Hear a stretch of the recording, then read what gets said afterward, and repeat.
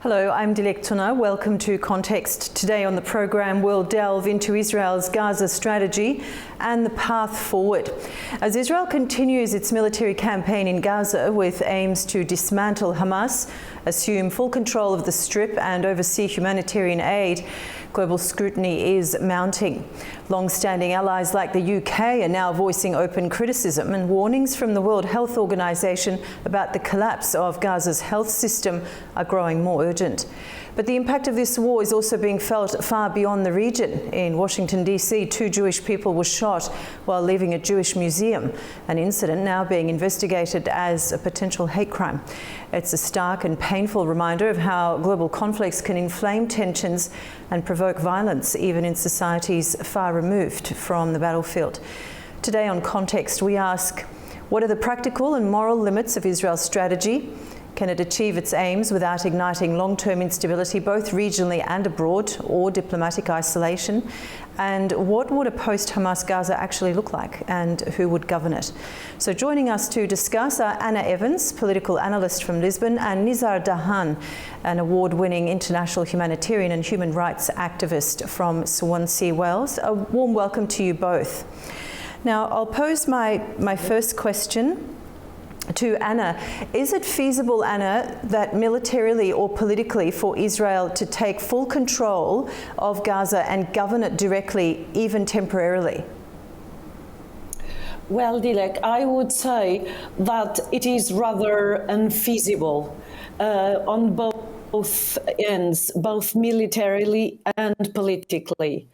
Because militarily, what we see, Israel is trying to occupy strategic points and to encircle Hamas from a number of locations so as to block its operations. But the problem is that, as we know from previous wars against terrorist movements, including the very unfortunate war in Afghanistan, for example, this is the kind of war that militarily has no way out.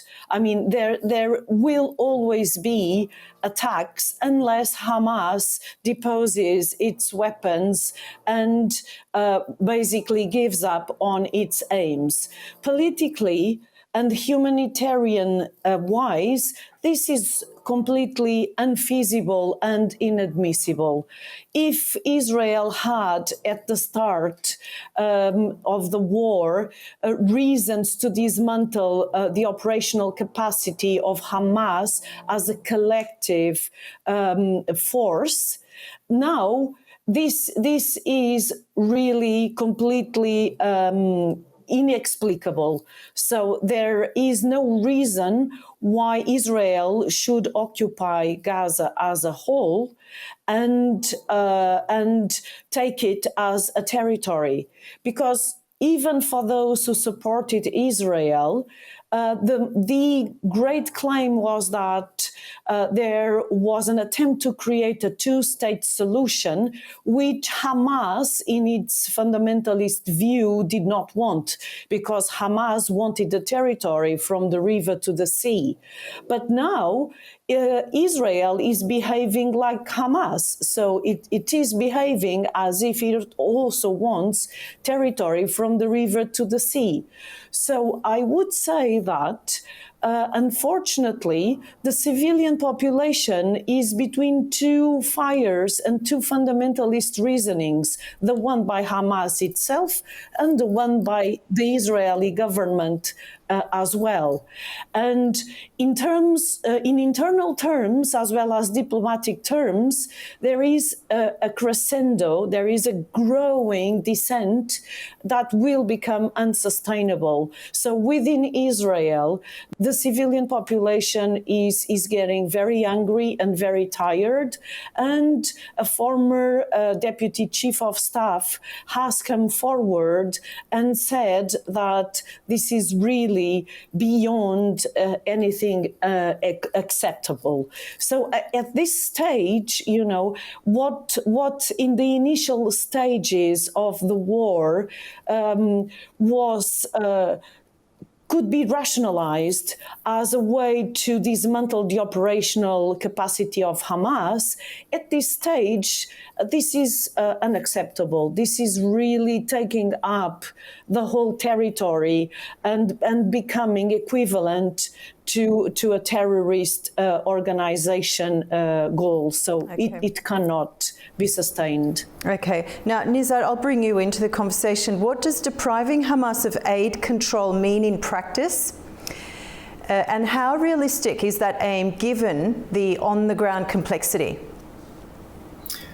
Thank you. I mean, just to reply to what Anna said, the reason that there are attacks is not because Hamas exists, it's because Israel is an illegal occupier. It's been illegally occupying Palestine since 1948. It has ethnically cleansed Palestinians from the West Bank, Jerusalem, Jenin, and Gaza.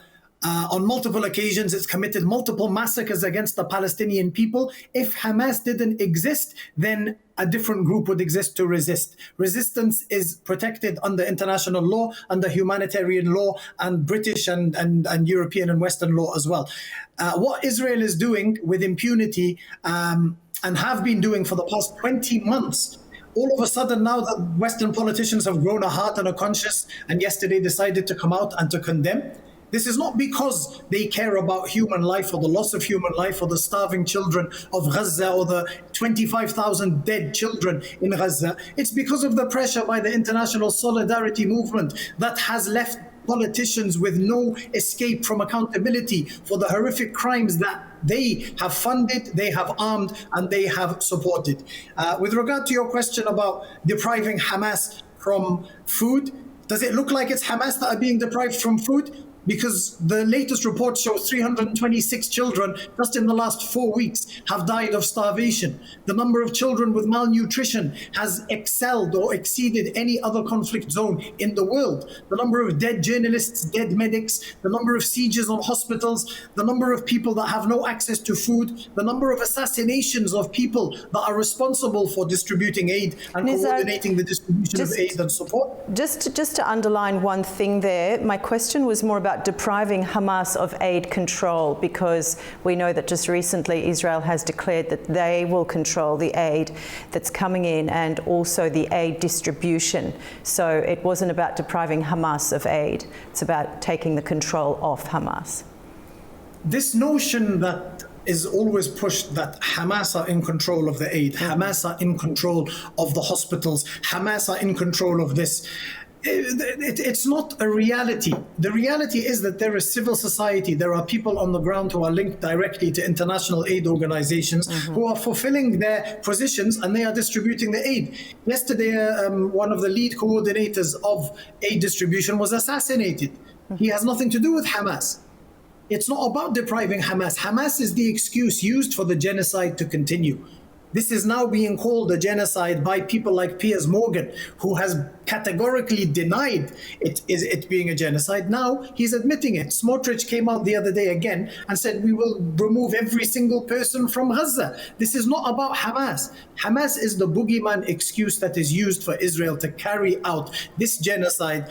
And what Anna said about from the river to the sea, actually the Hamas charter, the updated one, which I believe was in 1980 something or the beginning of the 90s, stopped talking about removing Israel and actually said, yes, a two-state solution. However, the Israeli charter actually says from the river to the sea, this is a Jewish only state. So it's very, very easy for people to dehumanize the Palestinians and make out that the problem exists because of the Palestinians. But the reality is that the Palestinians are the ones being oppressed, being murdered, being massacred. Since the Nakba in 1948, since the inception of Zionism until today, the Palestinians have never had a day of peace. Okay, Nizar, thank you. Now, Anna, are safe zones a viable humanitarian solution, or do they risk being seen as forced displacement under another name? Well, it is rather complicated, because what we have seen is that there have been successive moving around and successive attacks on areas where civilians had been placed. And at this stage, this is not a solution. it can't be acceptable as a solution at this point. What we need to see is a concrete ceasefire, a concrete path to peace, which we did start to see with the hostage exchanges, and unfortunately this trajectory crumbled. So it is now why it crumbled, very radical moment. Sorry for interrupting, but let's say why it crumbled. Who sabotaged this ceasefire? Can you hear Nizar okay? Would you like to answer that question, or is it disrupting your line of thought? It's your choice. I would love to be able to answer the question that you addressed. Okay. I am a very pacifist person by nature, and I was trained for many years by Iranian professors and on the Middle East politics, and I always try to see both sides of the coin. And so I do agree that both sides have reasons to want their territorial claims, respectively, and both sides have reasons to say that they regard the other side as an humanitarian problem and devastating problem.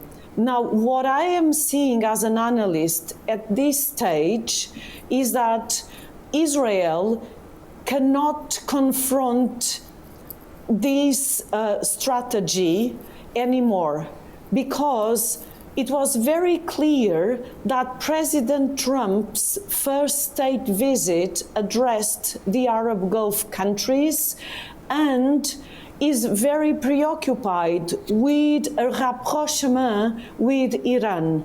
And as we know, Iran is the main line of supply to Hamas, or was the main line of supply to Hamas.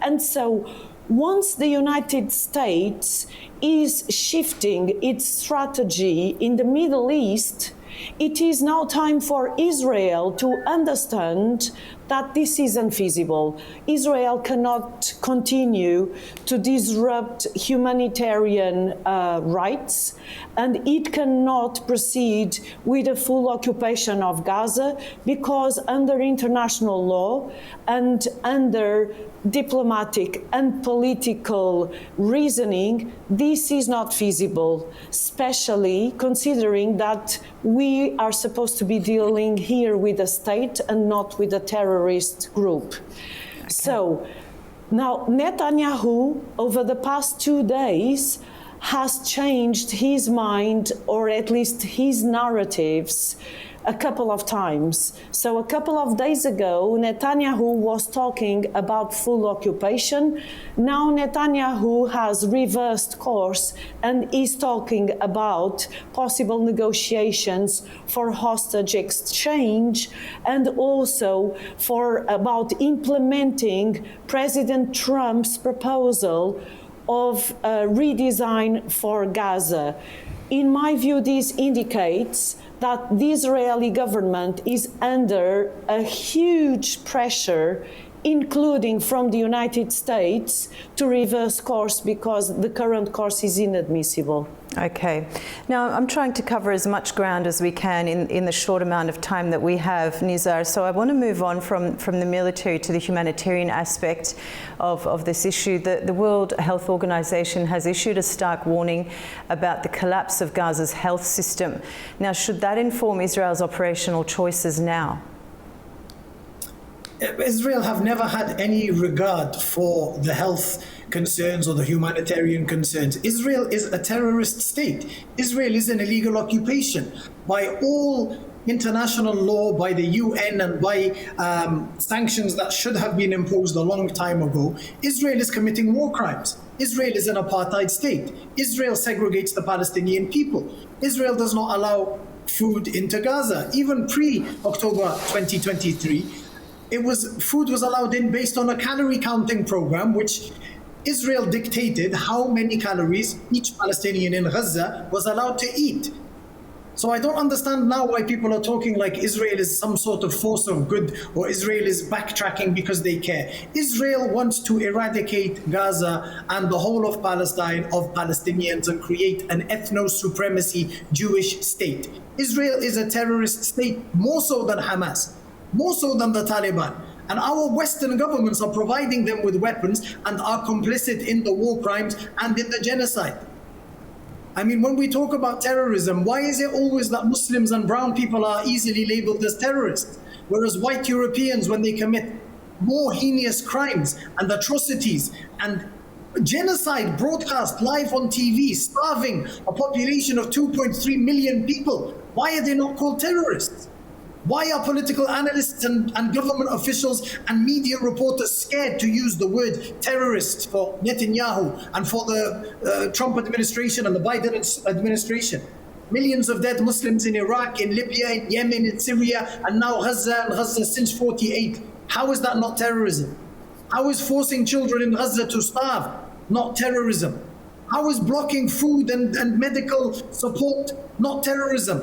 How is people, there's a British doctor, yesterday she posted, she's a trauma surgeon and she's in Gaza, and she said that she operated on a 7-year-old and a 5-year-old girl, two sisters. The 7-year-old girl had chunks of her face, her shoulder and her legs taken out, and the doctor spent 6 hours removing shrapnel, doing the best that she could. Why are children like that not taken out of Gaza, out of the war zone, and provided support and provided medical treatment elsewhere? Because Israel is not letting them. Israel wants them to die.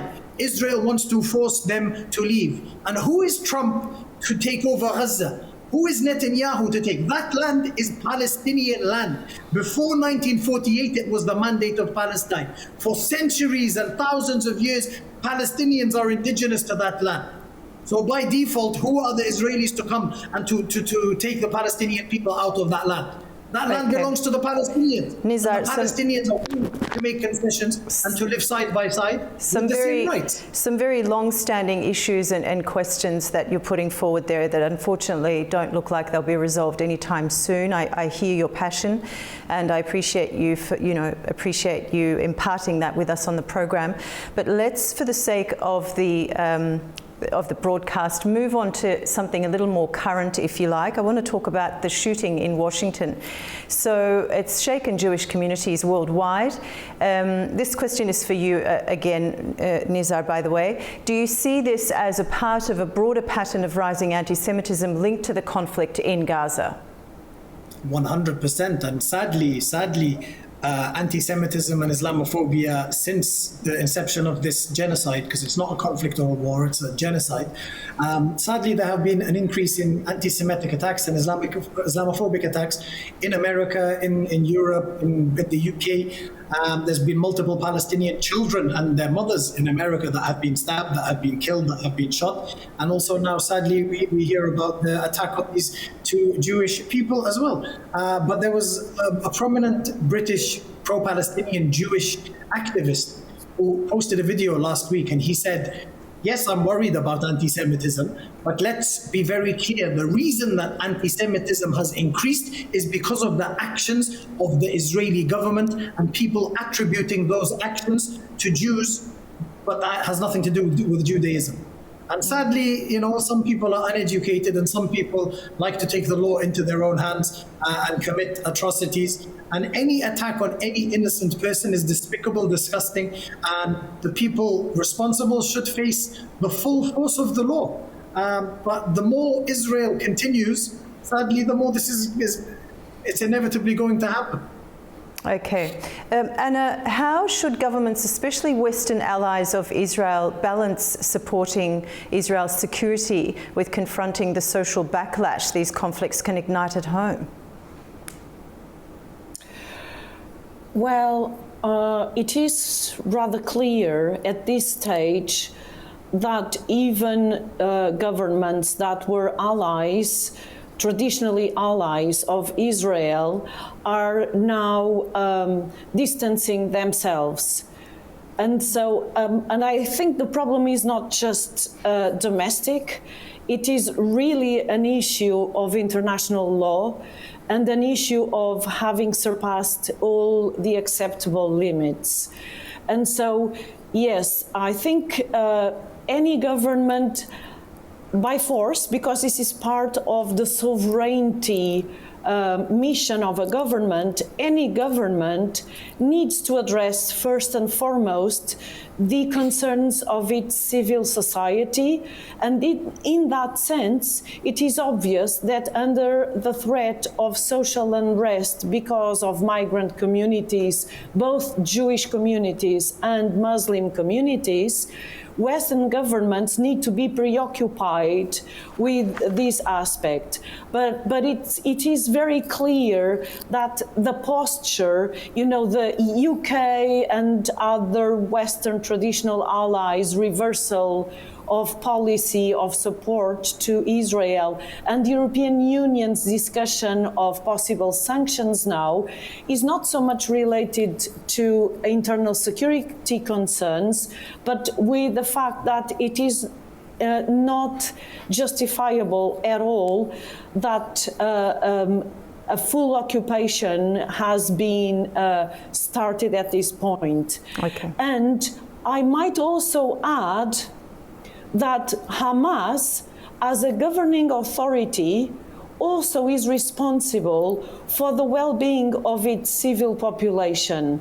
And so one also needs to address not only the responsibility that Israel's very radical government has at this point, which is of course not the position of Israel's civil society, but one also needs to address the responsibility that Hamas faces as the leader of a civil population. Because if Hamas is a structure of governance, it should also be responsible for the well-being of its population, and it should also calculate that by negotiating and creating peace, it would be the best means to protect its population.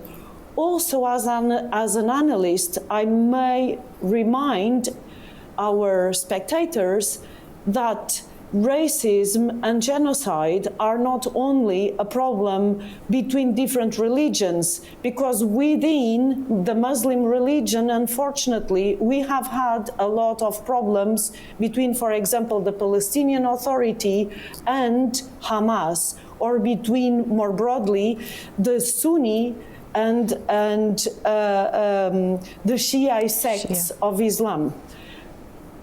So, you know, so unfortunately, these are very, very long-standing issues that mean that we find a lot of racism across the same religion and across leaders. Okay, Anna, thank you so much. Now, one last question. We're running short of time for Nizar.